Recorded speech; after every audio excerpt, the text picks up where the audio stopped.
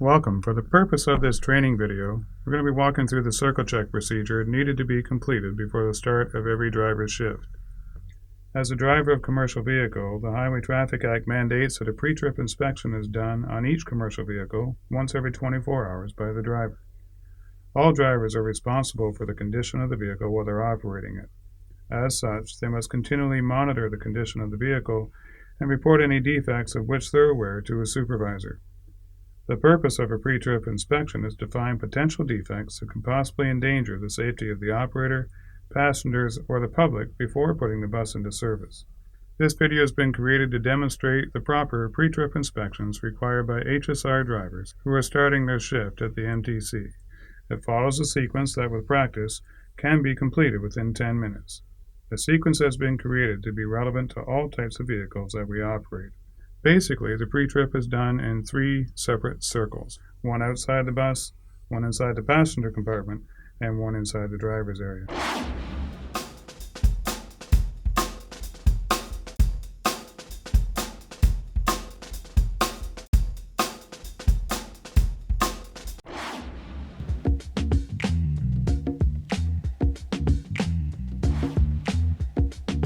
The driver first has to check into the dispatch window to see what bus he's been assigned for the day.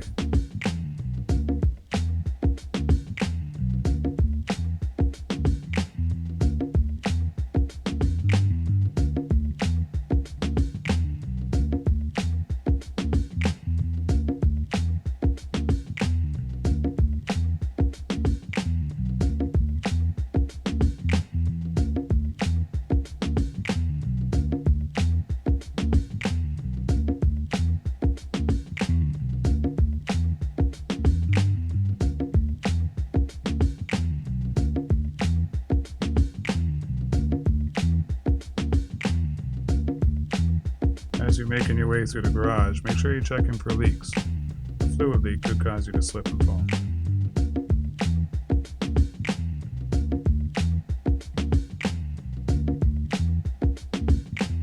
While approaching the bus in the garage, the driver should check underneath the engine compartment on the ground to see if it's been leaking any substantial amounts of fluid.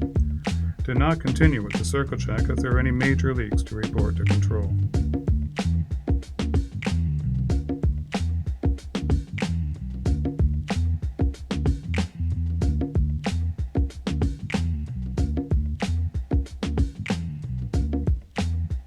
Upon entering the bus, ensure the parking brake has been applied, and then start the engine, turning the four-ways on and high beams.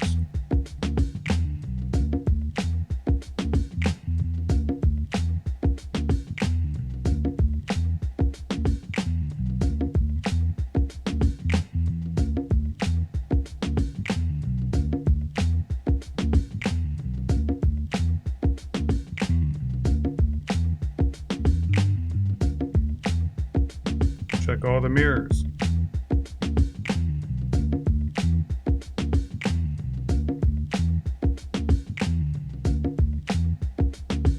Check if the wiper blades are in good condition and functioning.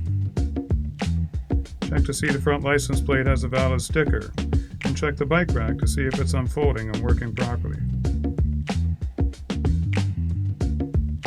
Check and see if the front bumper is secure.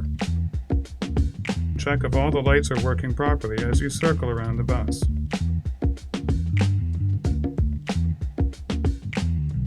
Check if the windows can open properly on the driver's side.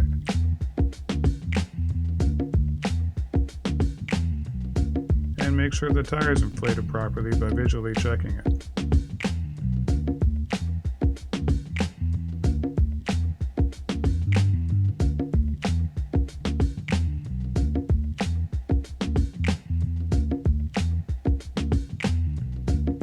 While the engine is running, listen for any major air leaks.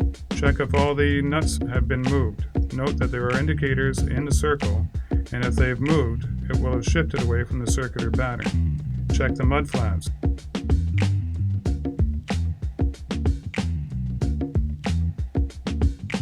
Open the coolant door and look for any green coolant showing in the eyeglass.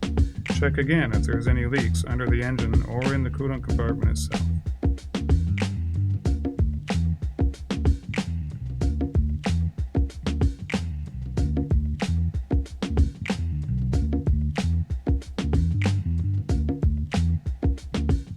Check to see if the rear bumper is secure, and make sure the rear license plate light is functioning properly.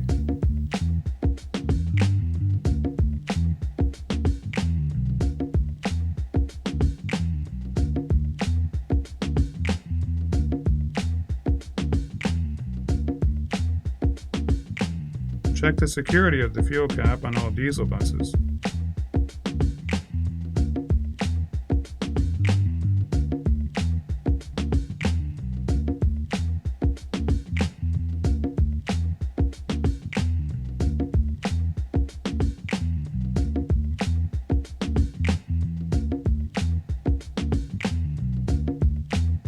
Enter the bus now once you get up the other side.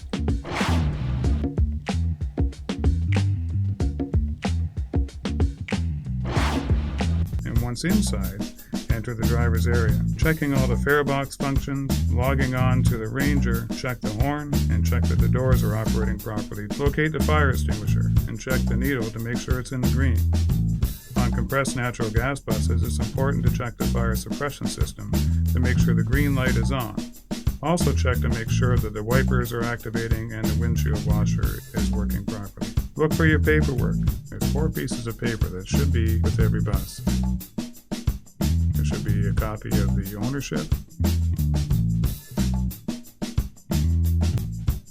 the CVOR,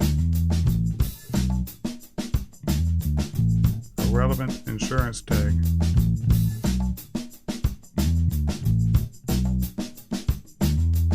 and also a copy of the bike rack permit. Checking compartments in the driver's area and the radio for security and working properly. The condition of the sun visor, vents, and dash fans is also important to check. Check the door master switch and the destination signs to make sure everything's working properly. Make sure the driver's seat is operating properly and is secure. Starting on the driver's side, walk up the left side of the bus, checking all the stanchions to make sure they're secure. Check all the pull cords and make sure that they're secure too. Check the wheelchair compartments and the seat belts that are in the wheelchair compartments to make sure that they're connecting properly and working. Also, as you're walking through the bus, look for any damaged seats and damage inside the bus. The overhead hatches need to be secure, and all the side exit windows also need to be secure, so checking them properly is important. When you get to the back door, already having activated the rear ramp enable switch, check and make sure that the ramp and kneeling is working properly.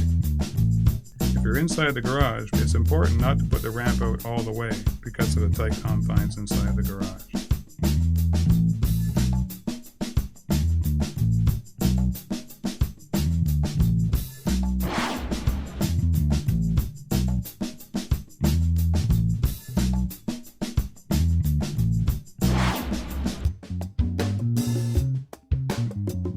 Make sure that the air pressure is built up to its maximum.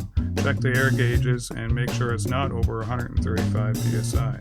At that point, make sure the transmission is in neutral and place your foot fully on the brake pedal. If you notice a major drop in air pressure, normally more than 8 psi, or if the air pressure continues to drop, it may indicate a major defect. If so, that needs to be reported before the bus goes into service. Now check to see if the lower warning device is working. You can do this by pumping the brake pedal rapidly to reduce the air pressure. The lower warning device should activate before the needles get down to 55 psi on either gauge. Check if the spring brake activates automatically, again by continuing to reduce the air pressure by pumping the brake rapidly. After the parking brake applies automatically, while you're waiting for the air to build up, it's time to log on to the Ranger.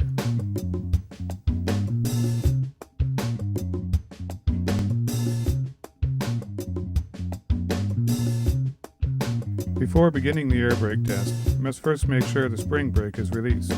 It's time to check to see if the spring brake is going to hold the bus properly by doing a tug test. To do this, put your foot on the brake pedal and put the vehicle into gear. On some buses, it may not go into gear until you activate the door master switch. Once it's in gear, just slightly accelerate. If the bus moves, then it could indicate a failure of the spring brake, which again is a defect that needs to be reported before the bus pulls out of the garage. After adjusting your mirrors, it's time to buckle your seatbelt and begin your day on the road.